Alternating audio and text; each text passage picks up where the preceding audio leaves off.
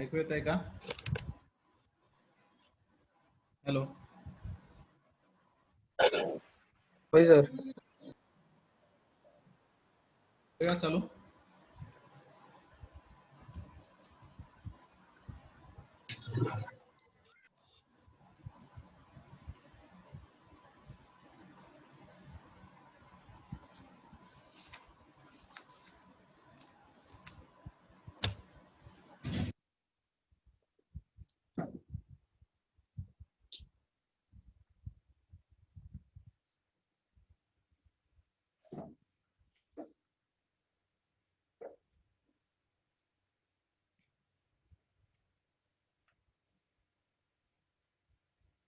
Good morning, all. Today is 25 August, and we will see the rotational magnetic field.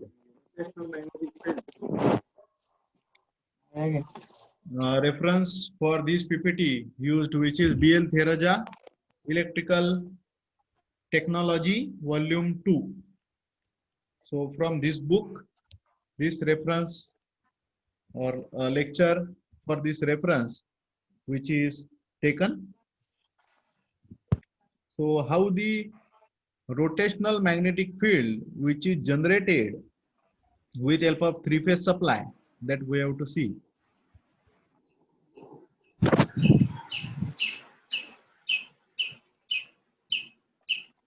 Mute kara. So these stator windings, which are placed 120 degrees mechanically, that we have seen in last lecture. So because of displacement, and you know that the fluxes which are caused, which are generated in the air gap because of three phases which are electrically 120 degrees. So electrically 120 degrees means the magnitude of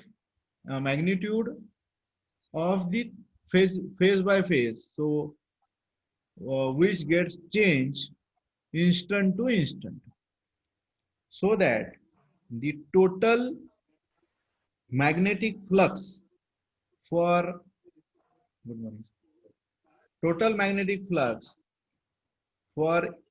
each moment which is same, each instance which is same throughout the operation of induction motor. But the position of the flux or resultant flux which gets changed, which gets rotated throughout the time. So here the three phases which are shown. So at 0 degrees, there are four instances taken for half cycle: 0 degrees, 30 degrees, 60 degrees, 90 degrees, then 120 degrees, 150 degrees, like that, and 180 degrees. So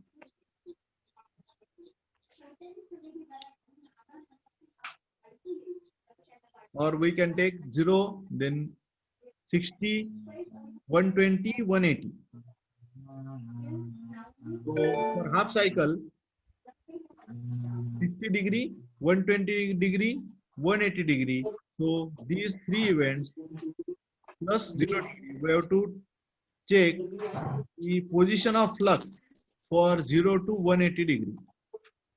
So at 0 degree, the R phase, magnitude of R phase is 0. Then Y phase, which is at negative position, and Y means yellow phase, and blue phase, which is at positive position. So like that, after 60 degree, the red phase at positive side, blue phase at 0 magnitude, and yellow phase at negative magnitude. For 120 degree, y phase at 0, then red phase at positive side and blue phase at negative side. So these are the vectors. So these are the vectors we can consider for 0 degrees.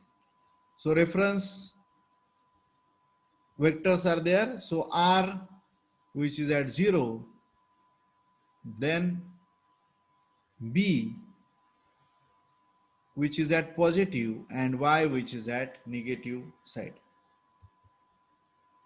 So for first case, means at 0 degree, instance at 0 degree, see here, at 0 degree, phi 1, that is the flux 1, which is at 0, means at 0 degree, the magnitude of r phase, which is at 0, so that phi 1 at 0, phi 2 at minus root 3 by 2 phi m, and phi 3 at plus root 3 by 2 phi m. So from the position of vectors phi 2 and phi 3, as phi 1 is 0, we can draw a resultant from parallelogram method. So phi r, which is equal to 1.5 phi m at 0 degree, and position like this.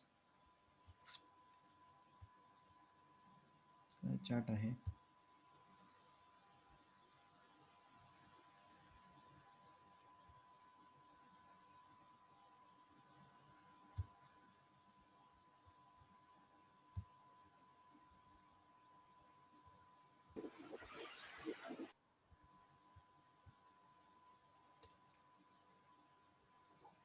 तुम्हाला screen दिसते का? Screen clear नाही म्हणतात sir. जरा बघा तुम्ही झूमला जाईल. ह्याला टाकलाय बघा TY ला.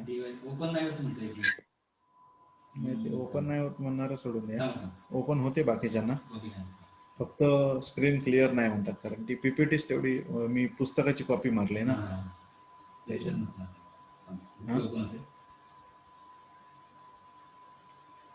तुम्ही पिंच करून झूम करून बघा. पिंच करून झूम करू शकता तुम्ही. दिसते ना सर? झूम केल्यावर दिसते सर. हे बंद करा.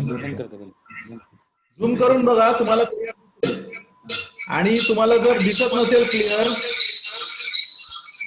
याचा अर्थ नेटवर्क इश्यू आहे तुमच्याकडे. दिसते ना सर? नाही, नेटवर्क इश्यू मुळे सर क्लिअरिटी कमी होते थोडीफार. आता दिसते सर क्लिअर म्हणताय कोणतरी. ठीक आहे, तुम्ही झूम करून बघा, तुम्हाला क्लिअर दिसेल. पिंच करा हाताने, 2 बोटाने पिंच करा, मोठी होते स्क्रीन, जर तुम्हाला दिसत नसेल तर. So this is for 0 degree. Second case for 60 degree.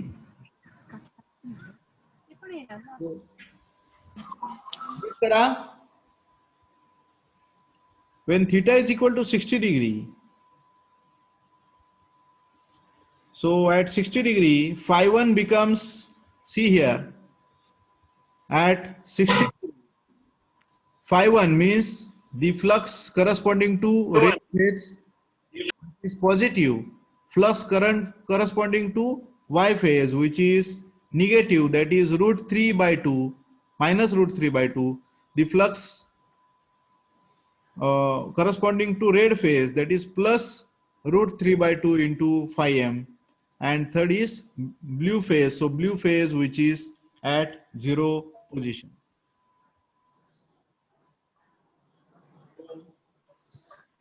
Sir हे मी दोन्हीकडे सेम कॉपी केलं डायग्राम.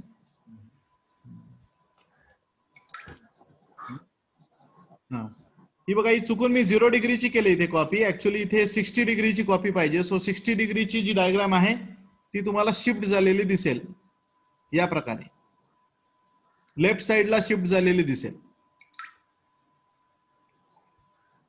सो at 120 degree,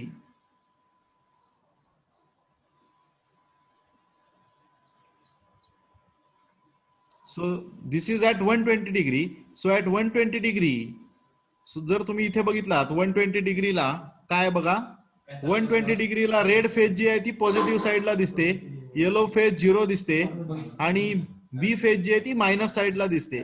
तर त्याप्रमाणे तुम्हाला इथे शिफ्ट झालेलं दिसतंय बघा. पुन्हा या टाइप मध्ये बघा. आता तुम्हाला phi2 कन्सिडर करण्याची गरज नाही, म्हणजे येलो फेज जी 0 दिसते त्यामुळे phi2 कन्सिडर करण्याची गरज नाही. phi1 √3/2 phi m, phi3 minus √3/2 phi m. So it is proved that phi r according to the parallelogram 3/2 phi m means 1.5 phi m. So for each case the resultant flux which is 1.5 times phi m. So for each case तुम्ही जर बघितलात तर resultant flux तुम्हाला constant दिसतंय. 0 degree साठी, 60 degree साठी, 120 degree साठी, प्रत्येक डिग्री साठी तुम्हाला फ्लक्स जे आहे ते 1.5 phi m एवढंच दिसतंय. फक्त त्याची पोझिशन मात्र काय होते तुम्हाला इथे रोटेट झालेली दिसते बघा. At 180 degree the fluxes which are -phi3 and +phi2. So इथे तुम्ही जर बघितलात या डायग्राम प्रमाणे तर ऍट 180 डिग्रीज बघितलात तर काय दिसतंय तुम्हाला, आर फेज इज ऍट 0, म्हणजे आपण म्हणूया phi1 0 आणि येलो आणि ब्ल्यू, येलो फेज पॉझिटिव्ह साइडला आहे, ब्ल्यू फेज जी आहे ती निगेटिव्ह साइडला आहे. त्याच्यामुळे आपण येलो फेज आणि ब्ल्यू फेज यांच्यासाठी काय करतोय, हे बघा, हे बघा,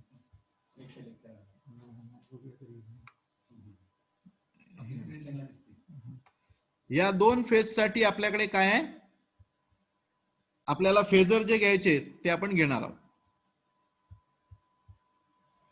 हे बघा, हे फेजर phi2 आणि phi3 साठी घेतोय आपण.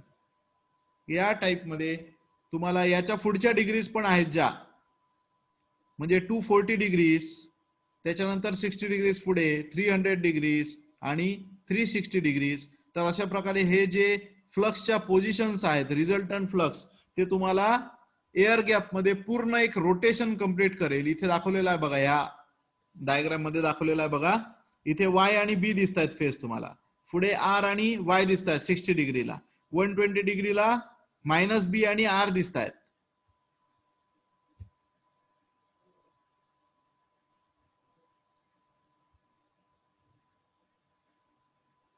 स्क्रीन क्लिअर नाही आहे म्हणतात सर काही लोक.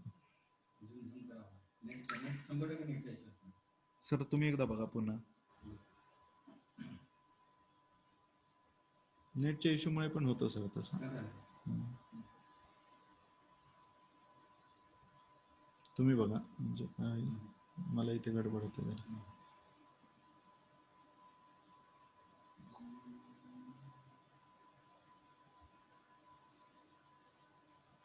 होत आहे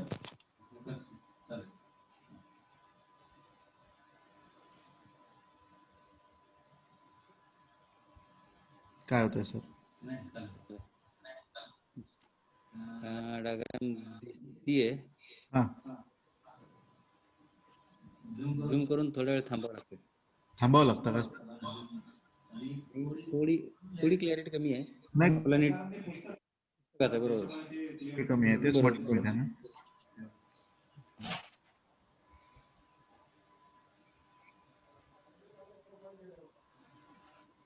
सो इथे रोटेशन कंप्लीट झालेली दिसते तुम्हाला. त्यांना पाठवतो, स्क्रीनशॉट पाठवतो म्हणा नंतर. तुम्हाला स्क्रीनशॉट पण पाठवतो मी पुन्हा. 0 डिग्री टू ही पीपीटी पाठवतो तुम्हाला. 0 डिग्री टू 360 डिग्री. सर बंद लिव्ह होत नाही, लिव्ह कुठून करायचं, झालं काय? आवाज कमी केला तरी चालतं. लिव्ह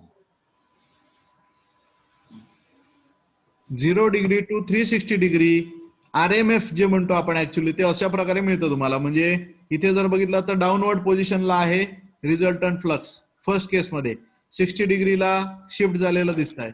त्याच्या पुढे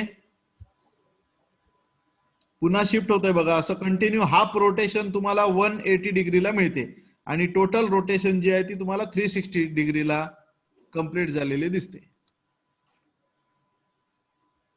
सो एक तुमच्या महत्वाची गोष्ट लक्षात आणून द्यायची काय, the resultant flux, magnitude of resultant flux which is same 1.5 times the maximum flux 5m, बरोबर. पण पोझिशन मात्र काय होते, पोझिशन जी आहे ती तुम्हाला इथे चेंज झालेली दिसते. आता हे RMF कशा प्रकारे फिरतंय, तर क्लॉकवाईज तुम्हाला रोटेट झालेलं दिसतंय. जर RMF ला तुम्हाला अँटी क्लॉकवाईज रोटेट करायचं असेल तर काय करावं लागेल, फेज सिक्वेन्स चेंज करावा लागेल. मोटरला जो जाणार आहे तो फेज सिक्वेन्स तुम्ही चेंज केलात की काय दिसेल तुम्हाला,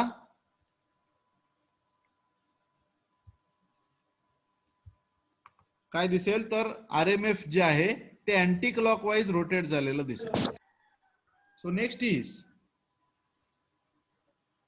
हे काय येतं sir, please move this window away from the shared application. काय माहिती,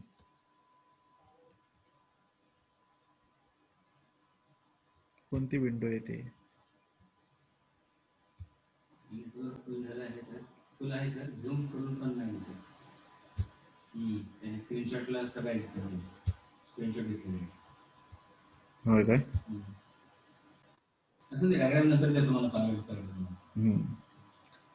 नेक्स्ट बघा, वाय रोटर रोटेट्स. रोटर का रोटेट होतो, आपण प्रिन्सिपल बघितलं होतं इंडक्शन मोटरचं, ज्याच्यामध्ये हे रोटेशनल मॅग्नेटिक फील्ड फिरतं. याचा अर्थ काय, तर फ्लक्स जे आहे, म्हणजे थोडक्यात पोल जे आहेत ते फिरतात असं आपल्याला म्हणायला हरकत नाही. व्हर्च्युअली पोल रोटेट होत आहेत.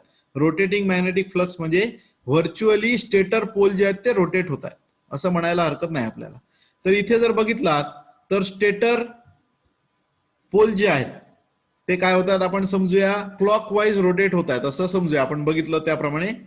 तर आता काय होईल, when the stator flux rotates in clockwise direction with respect to stator, आपण हा स्टेटर जो आहे तो कसा फिरल्यासारखा वाटेल, तर अँटी क्लॉकवाईज डायरेक्शनने फिरल्यासारखा वाटेल. तर काय होईल, when stator flux cuts the rotor conductor, EMF induced in rotor conductor as rotor which is short circuited with help of short circuited rings, end rings, what happened, current flowing through the rotor. So in diagram B diagram मध्ये दाखवलेला आहे बघा, काय तयार होईल, according to left hand rule, Fleming's left hand rule, आपण म्हणू शकतो काय, sorry, Fleming's right hand rule, we can say the EMF induced in the rotor conductor, आणि जो EMF इथे इंड्यूस झालेला आहे ते आपण हे टाइप करूया, प्रिंट मारूया. काय मिळालं, लोगो मिळाले, बरोबर. So interaction of the two fields causes and torque. आता दोन फील्ड कोणकोणती, तर स्टेटर फ्लक्स मुळे जे काय रोटर कंडक्टर कट होतोय त्यामुळे त्याच्यात EMF तयार होतोय, EMF मुळे त्याच्यामध्ये करंट तयार होतोय, आणि करंट तयार झाल्यानंतर त्याचं स्वतःचं फ्लक्स तयार होत आहे. And because of the interaction of two fluxes, stator flux and rotor flux, what happen, the rotor starts to move. तर इथे तुम्हाला रोटर मूव्ह झालेला दिसतोय बघा. जसं याचं स्वतःचं मॅग्नेटिक फील्ड तयार होईल, तर हे मॅग्नेटिक फील्डची डायरेक्शन बघितलात तर सी डायग्राम मध्ये बघा, सी डायग्राम आणि बी या दोघांना जर तुम्ही कंबाईन केलात तर तुमच्या लक्षात येईल, तर स्टेटर टुवर्ड्स रोटर असं मॅग्नेटिक फील्ड दिसतंय तुम्हाला, आणि the another field which is the field because of the rotor, ते पण तुम्हाला कसं दिसतंय, तर अँटी क्लॉकवाईज दिसतंय. म्हणजे त्या रोटरच्या कंडक्टरच्या लेफ्ट हाफ साइडला सेम डायरेक्शनचं फील्ड आहे आणि राईट हाफ डायरेक्शनला जे आहे ते अपोजिट डायरेक्शनचं फील्ड आहे. अपोजिट डायरेक्शन याचा अर्थ अट्रॅक्शन, सेम डायरेक्शन, लेफ्ट साइडला तुम्हाला रिपल्शन दिसेल, त्या कंडक्टरच्या राईट साइडला तुम्हाला काय दिसेल, अट्रॅक्शन दिसेल. So that the rotor starts to move in the direction of rotational magnetic field. लक्षात घ्या, रोटेशनल मॅग्नेटिक फील्ड स्टेटरचं ज्या डायरेक्शनने फिरतं, विनिता विनिता तुम्ही प्रयोग नंतर करा, प्रयोग करत राहू नका. रोटर ज्या डायरेक्शनने फिरतो त्या डायरेक्शनने तुम्हाला काय दिसेल, सॉरी, स्टेटर मॅग्नेटिक फील्ड ज्या डायरेक्शनने फिरतं त्याच डायरेक्शनने तुम्हाला रोटर फिरताना दिसेल.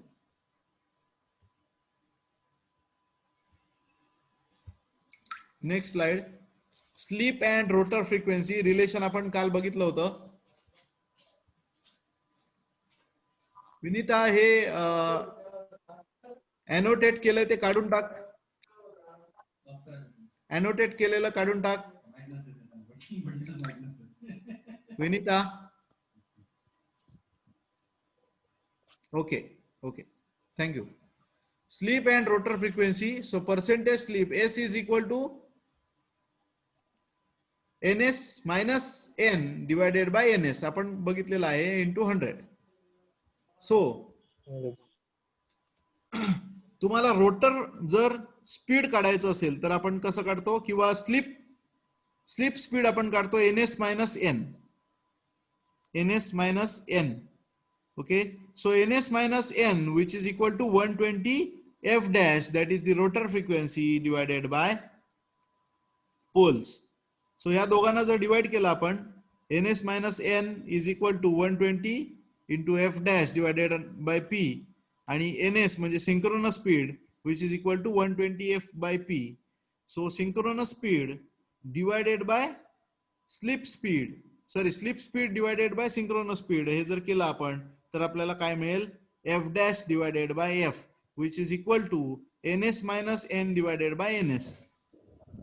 So याला सिम्प्लिफाय केलं तर दिसेल तुम्हाला f dash is equal to s into f, where f dash is rotor frequency and f is stator frequency. So relation between stator frequency and rotor frequency is the rotor frequency which is equal to slip into stator frequency. हे कायमचं लक्षात ठेवा. आता तुम्ही DC motor गेल्या वर्षी शिकलात. DC motor मध्ये माहिती आहे तुम्हाला torque which is proportional to flux into current, बरोबर. मॅग्नेटिक फ्लक्स आपण पोलने तयार करत होतो डीसी मोटर मध्ये, आणि तुम्हाला माहिती आहे काय, Wien current carrying conductor placed in magnetic flux, what happened, the torque is developed, force is developed, बरोबर. करंट कॅरिंग कंडक्टर मधून करंट जो फ्लो होतो त्याला आपण म्हणतो आर्मेचर करंट, आणि फ्लक्स जे असतं जे पोल तयार करतात त्याला आपण म्हणतो flux. So torque in armature which is proportional to flux into armature current, हे गेल्या वर्षी तुम्ही शिकला असाल. आता इंडक्शन मोटर मध्ये काय असतं ते बघूया आपण. So torque is proportional to product of flux per stator pole and rotor current. However, there is one more factor that we have to consider, that power factor. So we have to consider the power factor in case of the induction motor. So torque which is proportional to phi into I2 into cos phi 2. तुम्ही DC motor मध्ये cos phi 2 वगैरे घेत नव्हतात, कारण DC motor मध्ये आपल्याला काय असतो, सकाळपासून असं वाटतं थकल्यासारखं वाटतं, म्हणजे हा थोडंसं थकल्यासारखं वाटतं. काय माहिती कसं काय करावं. रोज म्हणजे झाले 4-5 दिवस झाले तुमच्याकडे येत होतो ना, तेव्हापासून म्हणजे सुरू होतं माझं चालायचं तसं. नाही थकल्यासारखं वाटतं. हो, एरंटेल म्हणजे मी 2दाच घेतलं, नंतर तिसऱ्यांदा नाही घेतलं, कंटाळा आला खायला ते.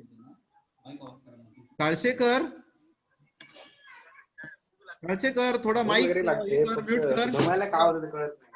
काळसेकर माईक म्यूट कर.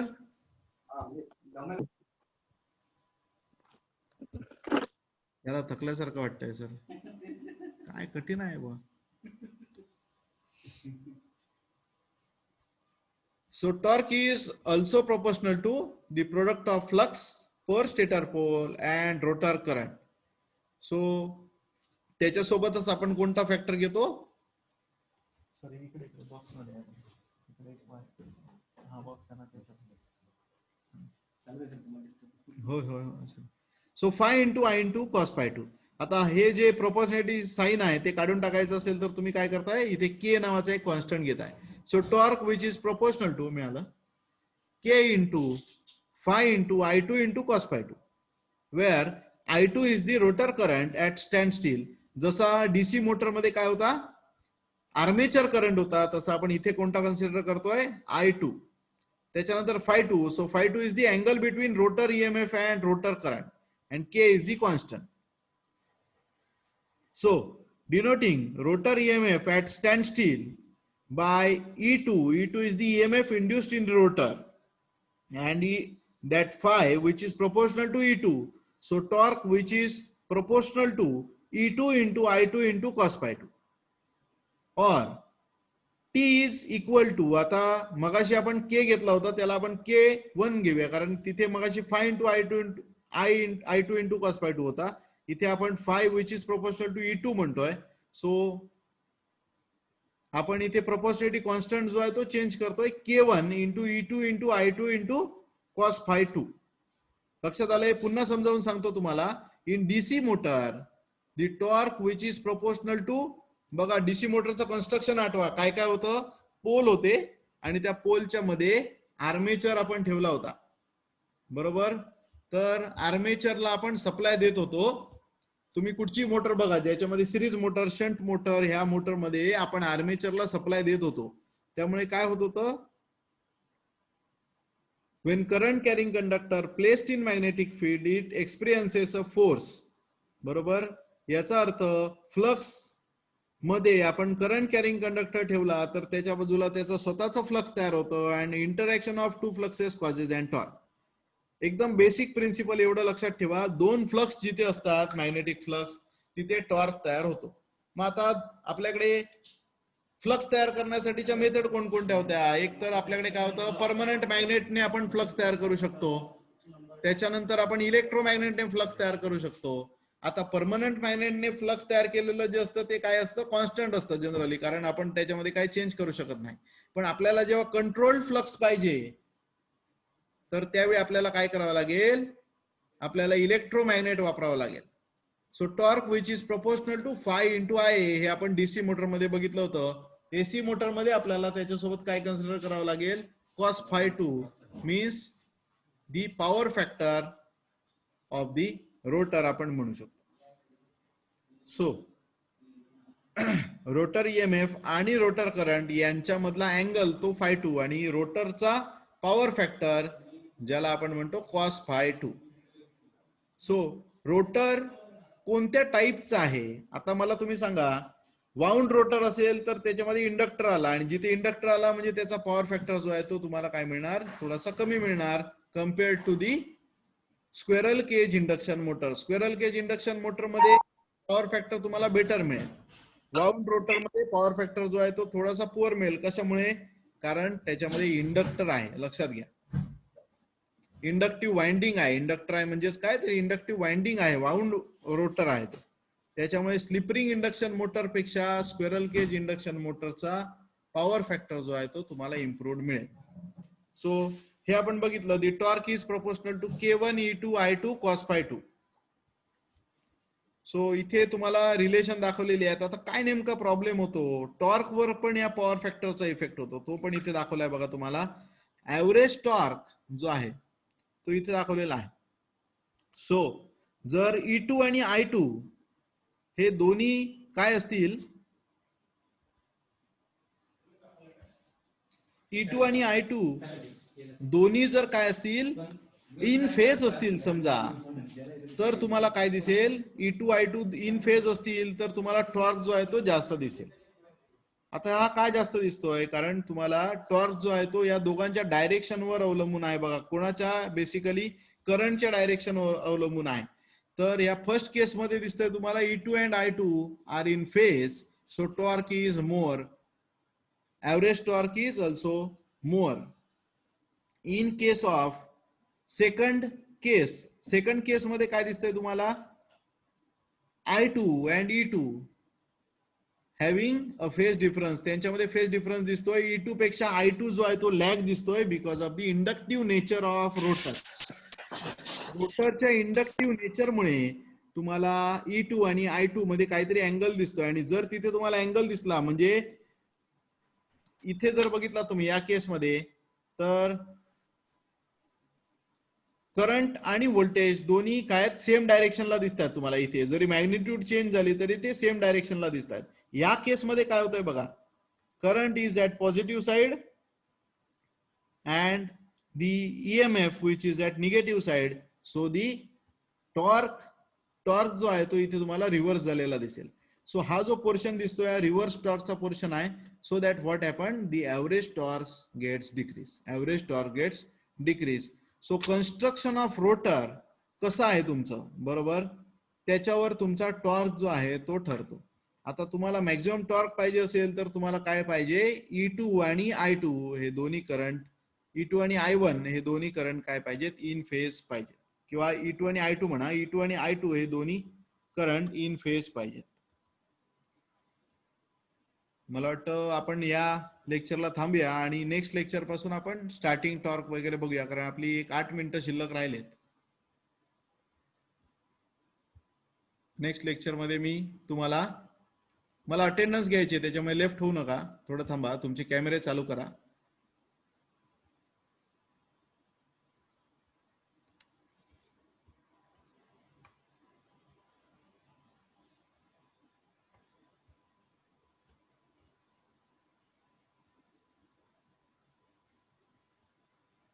याच्या पीपीटीज मी तुम्हाला पाठवतो म्हणजे तुमची अडचण कमी होईल.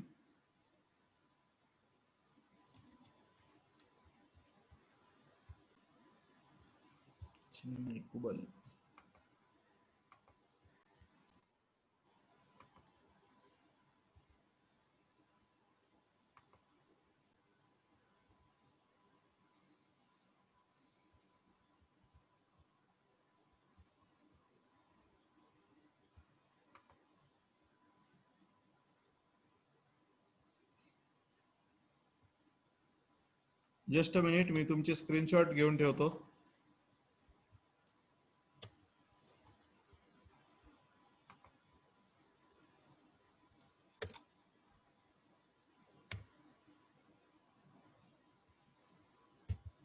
किती सर 25 तारीख ना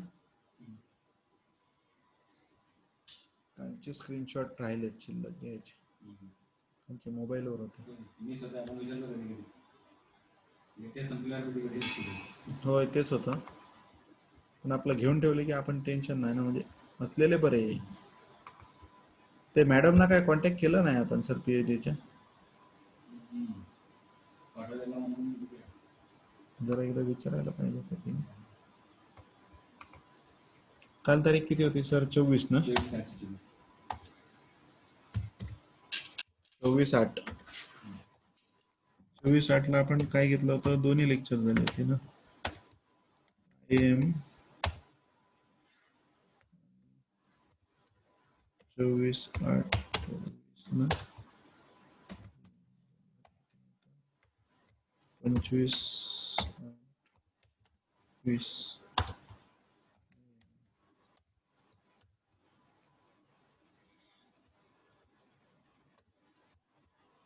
थांबा थोडासा लेफ्ट होऊ नका.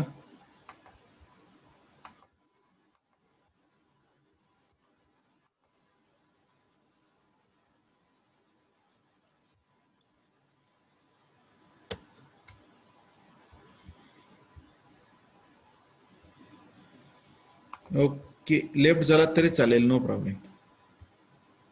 थँक्यू. तुम्हाला मी पीपीटी जी आहे ती पाठवतो ठीक आहे. पीपीटी तुम्हाला मी पाठवतो पीपीटी बघून घ्या तुम्ही. ओके आणि तुमच्याकडे पुस्तक पण आहे ऍक्च्युली पुस्तकात पीपीटी पण पाठवण्याची गरज नाही आहे. जर तुमच्याकडे बीएल थेराजा असेल किंवा बीएल थेराजाची सॉफ्ट कॉपी पाठवतो तुम्हाला बेटर चालेल. विनीता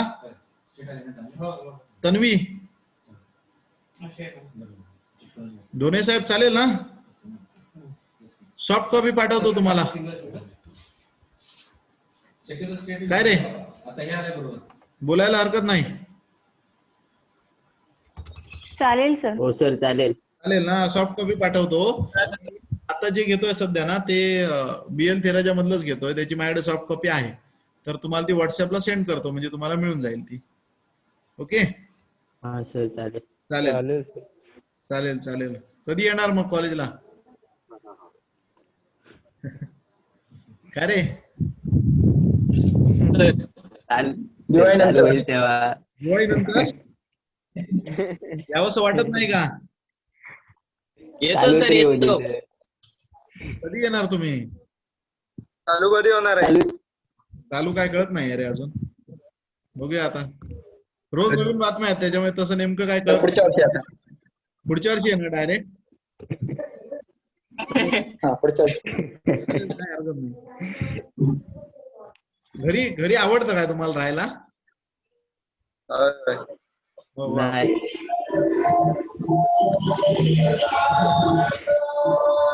अरे थर्ड इयर परत येणार नाही तुमचं. मला असं वाटतं तुम्हाला वाटत असेल लवकर यावं कॉलेजला. तुम्ही म्हणता हो सर, बोर होत घरी. बोर होत आहे होय. ना. ओके ओके, चला बाय.